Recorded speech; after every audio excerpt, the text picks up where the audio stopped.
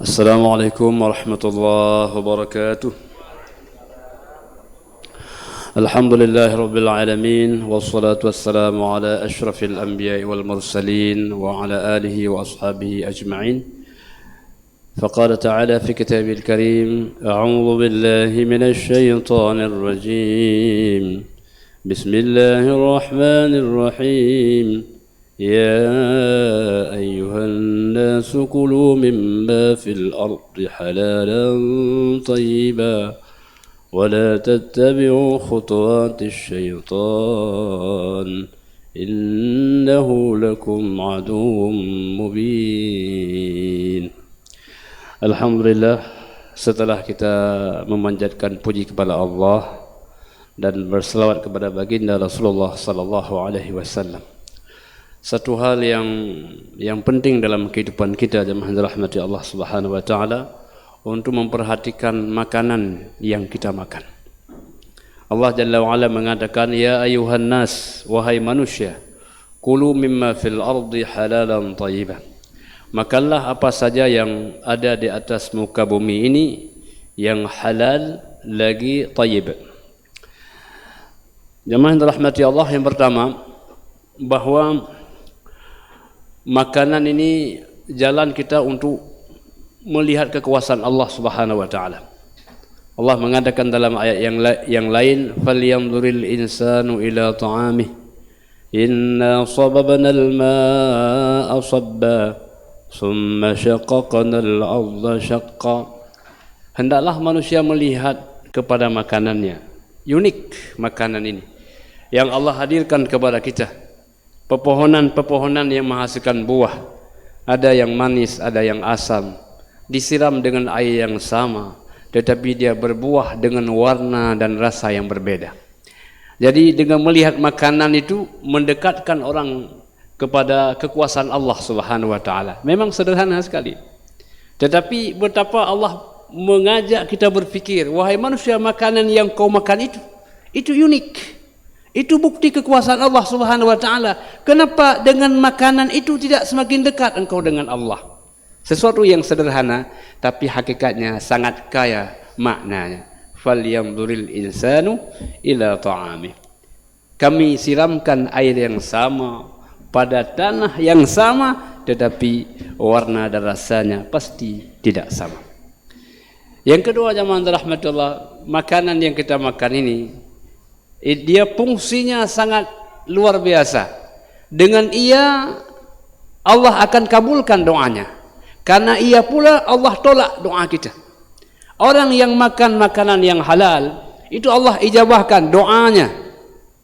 Maka Nabi SAW bersabda, orang yang jalan dengan musafir berdebu kepalanya, jauh perjalanannya, tapi makanannya haram, minumannya haram, pakaiannya haram, fa anna yustajabalah.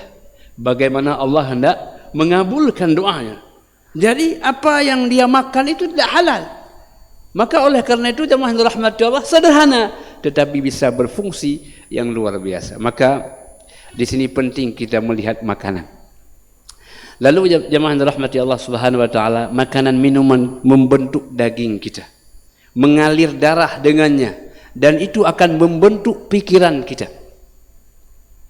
Maka orang yang memakan makanan yang halal akan menghasilkan pikiran yang halal. Pikiran yang halal menghasilkan tingkah laku yang baik. Maka jemaah rahmati Allah, ini ada hubungan sangkut pautnya dengan perilaku kita, dengan perbuatan kita, bahkan dengan semangat ibadah kita. Jadi orang yang semangat ibadahnya bagus mungkin karena makanannya halal. Maka Allah Subhanahu wa taala mengatakan, wahai manusia, ya ayuhan nasu kulu mimma fil ardi, makan apa saja. Jadi maknanya apa? Al aslu fi al muamalah halal, al-ibahah. Dasar semua dalam bentuk ibadah dan bentuk muamalah ini halal. Makan apa saja itu halal kecuali yang haram. Jadi secara umum dia halal kecuali ada beberapa yang haram. Tetapi manusia begitu banyak yang halal, masih mencari yang haram. Ini maka kaedahnya adalah al-aslu fil muamalah al-ibahah. Dalam muamalah boleh semuanya kecuali yang tidak boleh. Artinya apa? Yang tidak boleh itu sedikit. Yang boleh itu banyak. Tetapi orang malah cari yang tidak boleh. Nah, ini yang pertama. Yang kedua jamaah yang dirahmati Allah, mimma fil ardi halalan thayyiban. Jadi kriteria makanan itu yang pertama halal. Halal zatnya dan halal cara memperolehnya. Jadi halal zatnya. Jadi kalau kita cari makanan halal zatnya. Yang kedua halal cara memperolehnya. Ada makanannya halal tapi perolehnya dengan cara yang haram, dengan cara yang syubhat. Itu menyebabkan makanan yang halal menjadi haram karena cara perolehnya dengan cara yang tidak baik. Maka jemaah dirahmati Allah Subhanahu wa taala, kita berhati-hati dengan makanan itu. Sesungguhnya itu berhati-hati untuk kebahagiaan kita. Karena baginda sallallahu alaihi wasallam bersabda, "Ma nabata minas suhti atau minal harami fannaru aula bihi." Kama qala Nabi, sesuatu yang tumbuh dari benda yang haram, daging yang tumbuh dari benda yang haram, maka neraka lebih layak tempat kembalinya. Jadi betapa daging kita ini harus kita tumbuh kembangkan dia dari zat-zat yang halal. Kemudian jemaah dirahmati Allah, yang kedua, di samping halal ada poin yang kedua, halalan thayyibah. Apa makna thayyibah? Thayyibah maknanya sesuatu yang sesuai dengan kebutuhan kita. Dia ada vitaminnya, ada mineralnya, ada proteinnya, sehingga orang yang beriman itu sehat jiwanya dan sehat raganya. Raganya sehat karena dengan raga yang sehat dia dapat beribadah kepada Allah, hadir salat berjamaah, mampu dia baca Quran, mampu dia bangun malam. Dengan sehat jiwanya dia mampu berzikir dengan kalbunya, mampu untuk berfikir untuk kemaslahatan dunia dan akhiratnya. Jadi kesehatan jiwa dan raga itu berangkat dari makanan yang halal dan baik. Maka jemaah dirahmati Allah Subhanahu wa taala, sangatlah penting bagi kita sebagai manusia untuk memikirkan makanan. Makanan ini adalah sebenarnya itu mewakili semua kebutuhan kita. Pakaian kita, mobil kita, kenderaan kita hendaklah kita peroleh dengan cara yang halal. Tapi kenapa makanan disebut? Karena manusia yang pertama dia cari adalah makanan. Setelah makanan, pakaian. Setelah itu baru yang lain-lain. Maka Allah menyebutkan skala prioritas manusia. Biasa manusia yang pertama dia akan tanya, makanan kayak mana? Sudah ada? Makanan yang pertama. Kemudian baru kebutuhan yang lain. Jadi jemaah dirahmatillah, orang yang makan yang halal, dia akan berfikir yang halal. Orang yang berfikir yang halal terus akan berbuat mencari yang halal. Artinya sesuatu yang halal akan menghasilkan sesuatu yang halal lainnya. Sesuatu yang haram akan menghasilkan keharaman lainnya. Artinya apa? Sesuatu yang berdosa akan menghasilkan dosa yang lain. Tetapi sesuatu yang berpahala akan menghasilkan pahala yang baik yang lain. Kita hadir ke masjid, ya, kita salat berjamaah, tapi kan sudah ada sunat i'tikaf, pahala lainnya. Sudah ada niat untuk menanti salat, pahala lainnya. Sudah ada silaturahim, pahala lainnya. Setiap suatu kebaikan akan menghasilkan kebaikan yang lain. Demikian pula sesuatu yang kejahatan akan menghasilkan kejahatan-kejahatan lainnya. Maka oleh karena itu jemaah dirahmati Allah, hendaklah kita selalu ingin berbuat kebaikan, makan yang baik, minum yang baik, beramal yang baik, terus kebaikan-kebaikan kita akan melingkupi kehidupan kita. Jadi hidup kita penuh dengan kebaikan. Orang yang baik hidupnya, insya Allah akan baik pula matinya. Nah, jadi jemaah dirahmati Allah Subhanahu wa taala, Allah mengatakan di penghujung ayat, wala tattabi'u khutuwatis syaitan innahu kana lakum aduwwum mubin.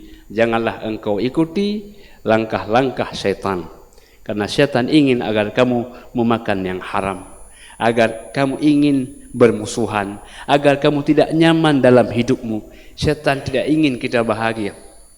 Maka Allah mengatakan jangan kau ikuti langkah-langkah syaitan. Jadi jemaah dirahmati Allah Subhanahu wa taala, dalam hidup kita mencari sesuatu yang berkah.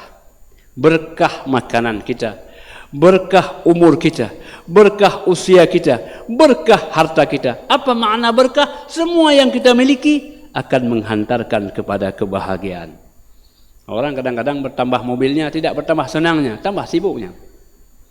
Bertambah uangnya tidak bertambah bahagianya, bertambah gelisahnya. Nah, ini maknanya apa? Tidak berkah. Tidak berkah. Tapi apa makna berkah? Kok ketika bertambah nikmat, bertambah nyenyak tidur kita, bertambah bahagia kita, bertambah kesehatan kita. Ini nama berkah. Tapi kalau sebaliknya, ini namanya tidak berkah. Maka kita selalu bermohon kepada Allah. Ketika kita makan, Allahumma barik lana fima razaqna. Ya Allah, berikan keberkahan dalam makanan kami. Dan apapun yang kau rezekikan kepada kami, ya Allah, berikan keberkahan padanya. Apa maknanya? Segala apa nikmat itu akan menghantarkan kami kepada kebahagiaan. Kami punya anak, kami punya keluarga, kami punya mobil, kami semua yang kami punya, ya Allah, hantarkan dengan itu semua kepada pulau idaman penuh kebahagiaan itu. Jadi jemaah dirahmati Allah Subhanahu wa taala, semoga kita semua Allah berikan kemudahan dalam mendapatkan rezeki yang halal, makanan yang halal. Dengan itu insya-Allah akan menjadi jalan kita menguatkan ibadah kita, menguatkan zikir dan fikir kita. Dengan itu menjadi sebuah sarana bagi kita semakin dekat kepada Allah Subhanahu wa taala.